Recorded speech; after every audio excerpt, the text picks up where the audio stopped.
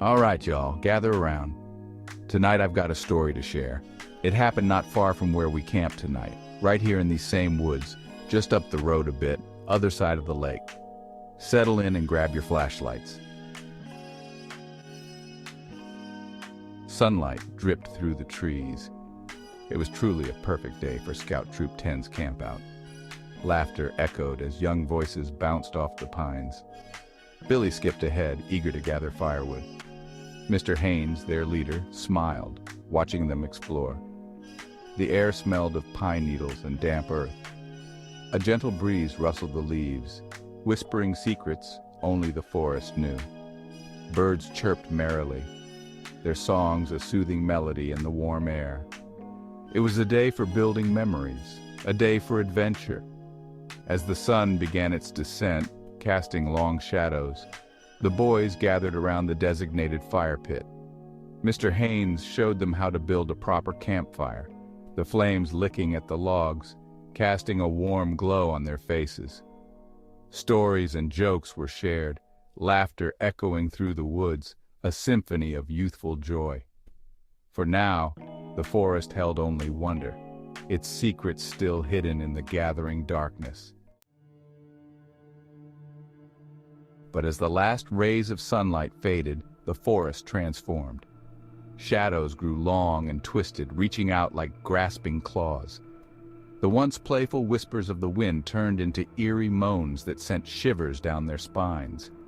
Billy, gathering firewood near the tree line, felt a chill despite the warmth of the approaching fire. He stumbled upon something unusual. Hidden amongst the undergrowth lay a creature, mangled and lifeless. Its eyes stared blankly, a testament to an unseen struggle. Fear, cold and sharp, pierced through Billy. He ran back to the campfire, the image of the creature seared into his mind. "Mr. Haynes! Mr. Haynes!" Billy's voice trembled, his words tumbling over each other. The other scouts, sensing his fear, gathered around him, their laughter silenced. Mr. Haynes, his brow furrowed with concern, knelt beside the frightened boy. "Easy, son, what is it?" he asked, his voice calm and reassuring.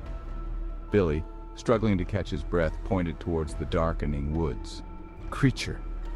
Dead! Eyes!" he stammered. The scouts exchanged nervous glances, their eyes wide with apprehension. The fire crackled, the flames casting dancing shadows that seemed to mock their growing fear.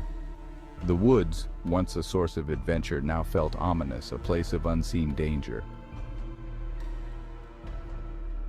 A sudden flash of light, like lightning, but silent, split the night sky. The boys gasped, their eyes darting to the source, but the forest remained shrouded in darkness. Then the ground trembled beneath their feet, a low rumble that seemed to come from the depths of the earth. It sounded like the clip-clop of hooves, lots of them. Panic seized the scouts, their faces illuminated by the flickering firelight. "Stampede!" someone cried, his voice high with terror. The scouts scrambled to their feet, their eyes wide with fear, searching the darkness for the source of the tremor. The image of the mangled creature flashed in their minds, fueling their terror of what was coming toward them. But then the sound tapered off in the distance. The once comforting crackling of the fire became audible again, and the clip-clop had stopped as suddenly as it started. "Quiet!" Mr. Haynes's voice boomed, his usual calm demeanor replaced by a sense of urgency. He scanned the woods, his eyes searching the darkness, his hand instinctively reaching for the flashlight clipped to his belt. "Everyone stay close," he instructed, his voice firm despite the tremor that ran through him. The boys huddled together, their fear palpable.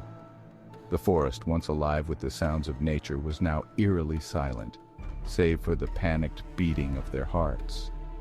Every rustle of leaves, every snapping twig, sent shivers down their spines, their imaginations running wild in the darkness. The unknown, always a source of fear, had become a tangible threat, lurking just beyond the circle of firelight. Mr. Haynes, flashlight beam cutting through the darkness, cautiously made his way towards the tree line. He moved with a confidence he didn't entirely feel, his years of experience telling him to be wary, to be alert. The boys watched him go, their faces etched with worry, their eyes following the beam of light as it danced through the undergrowth. He passed by the spot where Billy claimed to have seen the mangled creature. There was nothing. No disturbed earth, no bloodstains, no sign of a struggle. Where had it gone? The woods were silent, still, as if holding their breath. He shone his light into the trees, searching for any sign of movement, any clue to the strange events of the night. Again, he found nothing. No tracks, no broken vegetation, no signs that anything had been through the area at all. Certainly no signs of a stampede or anything large enough to have caused the disturbance they'd all experienced. Mr. Haynes returned to the campfire, his face a mixture of confusion and concern. He couldn't shake the feeling that something wasn't right. The boys bombarded him with questions, their voices anxious, their eyes pleading for answers. He held up a hand, silencing them. "I didn't find anything," he admitted, his voice calm but his eyes betraying his uncertainty. The scouts looked at each other, fear and confusion etched on their young faces. Mr. Haynes' words did little to ease their anxieties. The flash of light, the tremor, the mangled creature, all pointed to something sinister lurking in the shadows. The woods, once a place of wonder and excitement, had become a source of terror, a place where unseen dangers whispered on the wind. Everyone was running on pure adrenaline, so when Mr. Haynes suggested they turn in for the night, they were surprised.